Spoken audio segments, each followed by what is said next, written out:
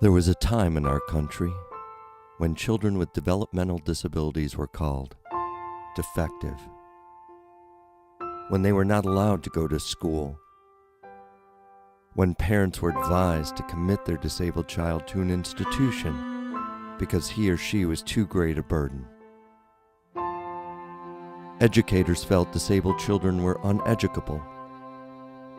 Family doctors generally felt these children would die from health issues before reaching adulthood. No one thought about their adulthood. Defective, uneducable, and denied socialization, friendships, and recreation, they were excluded and alone. Across the country, parents of children with disabilities struggled with a system of exclusion. Yet they saw glimmers of hope and knew their children could learn.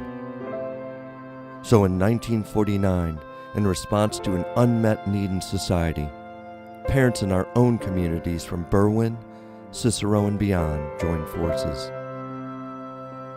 They founded the SRCA, the Mentally Retarded Children's Aid, a name that may seem harsh now, but at the time was an improvement.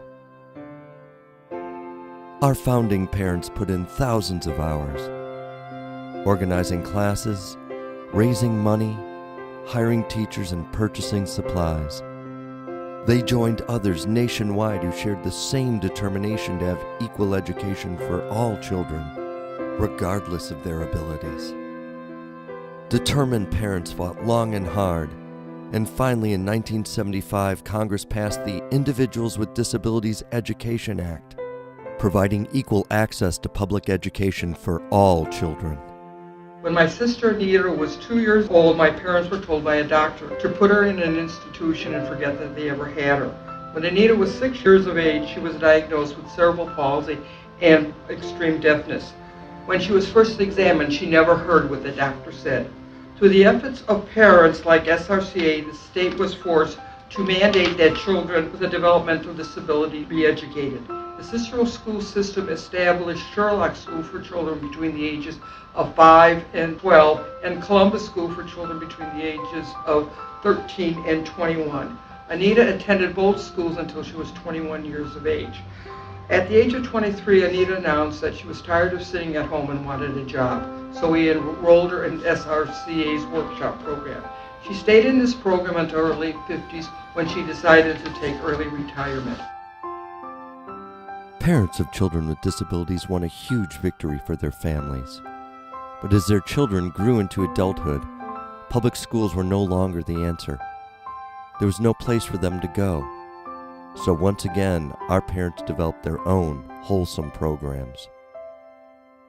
In 1975, founding parents established camp in Winnebago, a peaceful setting in nature where our campers can get away from the city during the summer.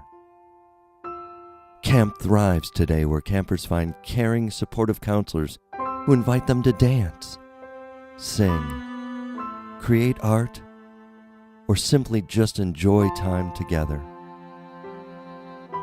Camp Fireside is a special place for both campers and counselors. Some of our counselors are returning for their second, third, and fourth summers. These returning counselors are a testimony to how special Camp Fireside really is to them and to our campers. Camp is a very special place for our campers. It is a place they can come to relax, take time off of work, meet new friends, and see old friends again. It is also a place that they can see nature, listen to music, build puzzles, go swimming, see horses, and just hang out with each other. We have a rule list on the wall in the kitchen at camp. It says, be kind, eat s'mores, sing and dance, watch sunsets, make memories. I think that says it all. In 2005, SRCA's founders began hosting seasonal parties for participants, their families, and friends to come together to dance, sing, eat, and enjoy each other's company. As I think about those who participate in SRCA's programs, whether it's camp or music and art class or parties or bowling, two things really come to mind. First, that they have as much to give to us as we have to give to them, and like each of us, they also contribute in their own unique way to make the world a better place. And then secondly, all of us deserve the opportunity to participate in life-enriching activities, to go on vacation, to hang out with friends, to do things that fill our soul.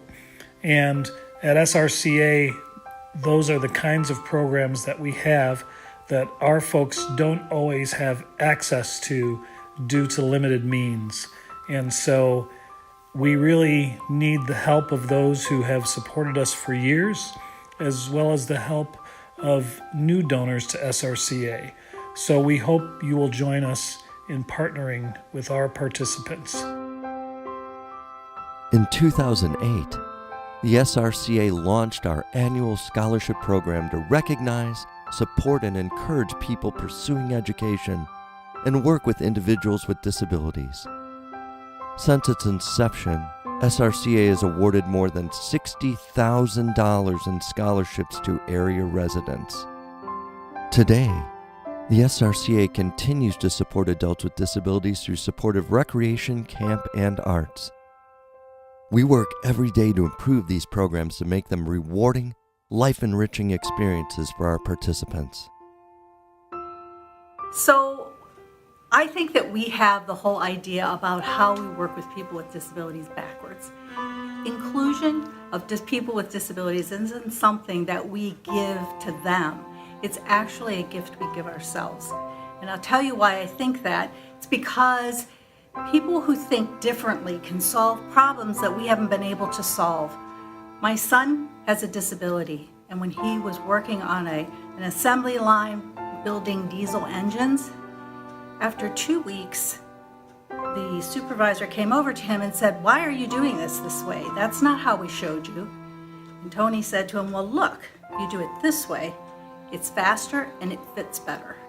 And the guy looked at him and said, "I've been doing this for 5 years and it never occurred to me that this could be done this way, but you're absolutely right." And they ended up changing the whole assembly line because Tony was able to see places where they could have things that moved more smoothly and worked better. This is true for lots of people that have disabilities. They really have things to offer, and we don't even know it because we have already dismissed them and already said that we're going to give them charity, and we don't have to give them charity. They have things to offer, and if we let them show what they can do, then we don't need to give them stuff. We can all be in this together. 70 years ago, a local parent group established a school for children with developmental disabilities because these children were not included in our country's educational system. Today, we are honored that adults with disabilities and their families trust us to provide supportive opportunities for fun and friends. Thanks to loving parents, a committed board of directors, donors, and passionate volunteers, we have served thousands of individuals and their families. We need your help to continue our work to provide joyful programs for adults with disabilities. Frankly, it's not an unselfish act. For as much as we give to our members, we get so much more in return.